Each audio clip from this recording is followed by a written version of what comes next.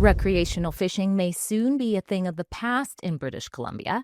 At least that's what many rec and sport anglers believe the Department of Fisheries and Oceans proposed changes to the salmon allocation policy could mean to the $1.3 billion industry that includes tourism.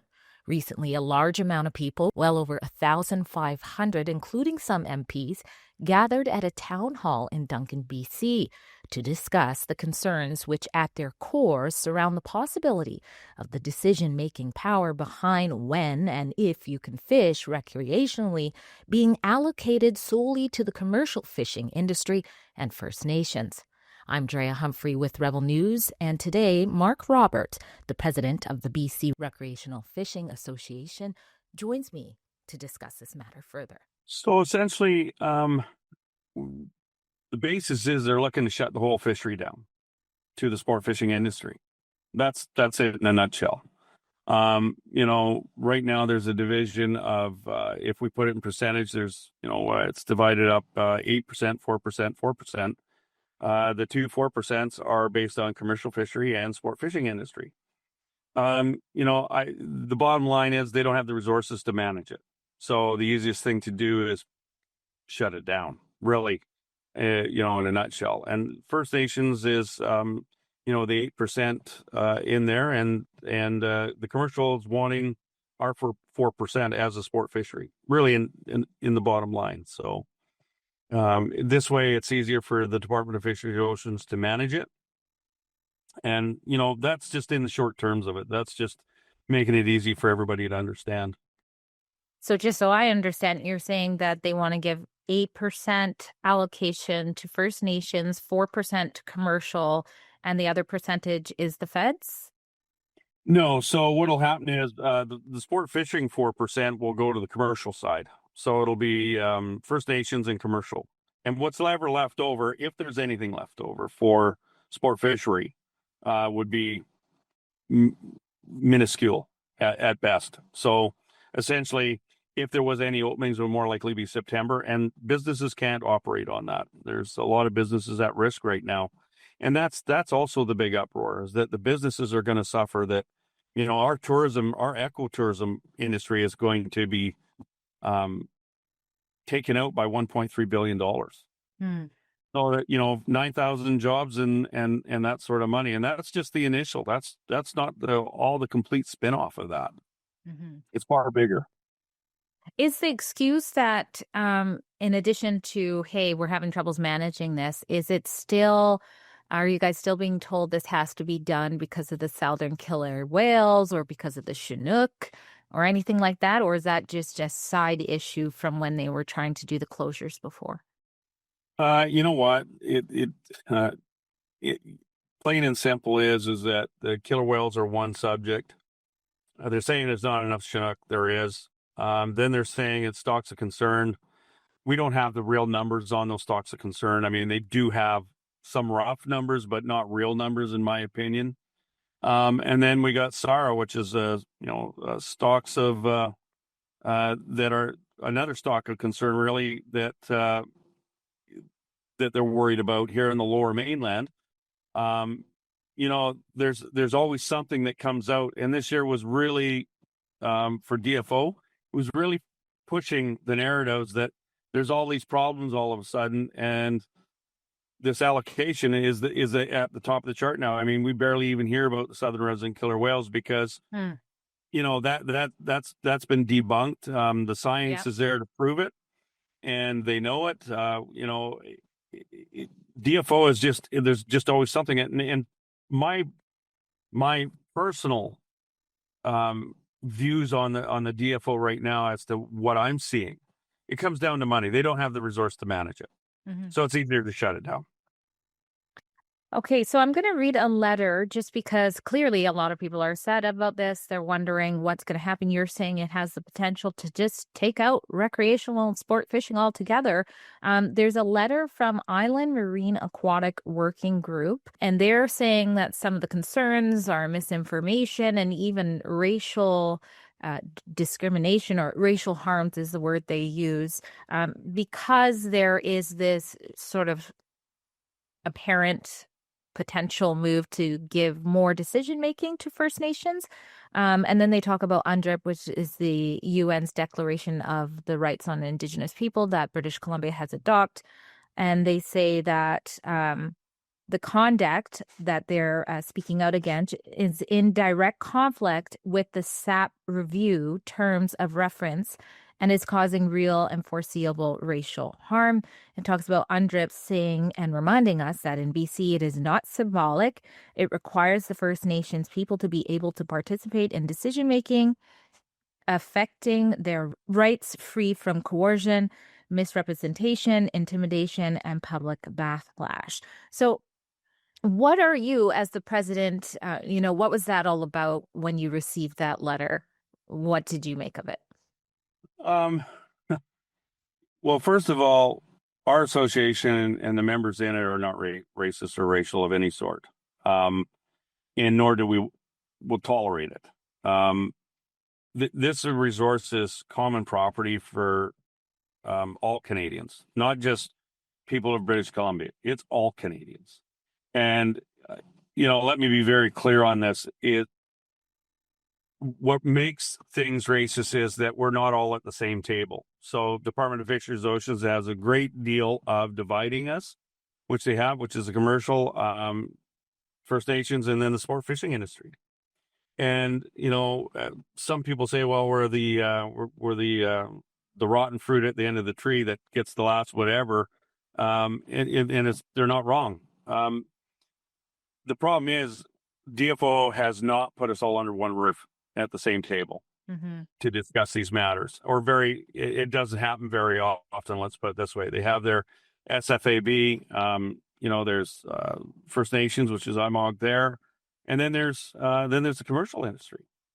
And, the fishery panels, again, we're all separated. We're not at the same table, just sit down and discuss what's really going on. And that is something that really needs to happen.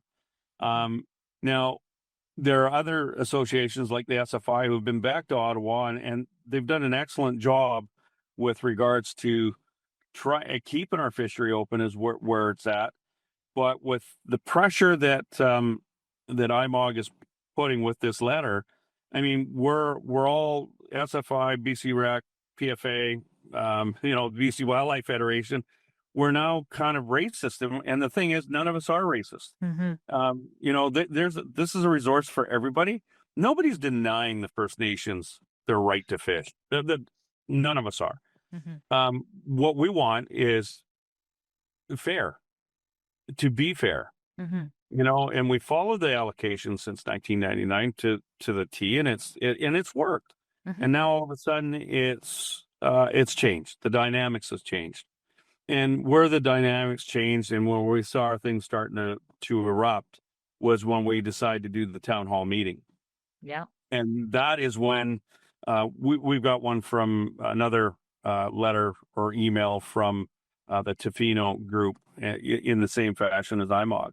And now they're starting to speak up, which is fine, but there's no racism here. What creates racism if we were to say, look, we're not going to, we put something out there for them, to say, well, look, we're not racist. Then people jump onto that bandwagon, literally. And then they start accusing First Nations, and that's not what we want. We just want a proper, fair shake at the sport fishery. We want businesses to do well. And the thing is, if they get into the sport fishing industry, perfect. We know a lot of First Nations guides, and they're good people. And, so nobody's racist here with this whole thing. And that's the frustrating part, is that when we see statements like that, it puts us on a lot of defense mode. And we have to be there, unfortunately. And do you have any general consensus of what overall the First Nations do want to happen with sport fishing?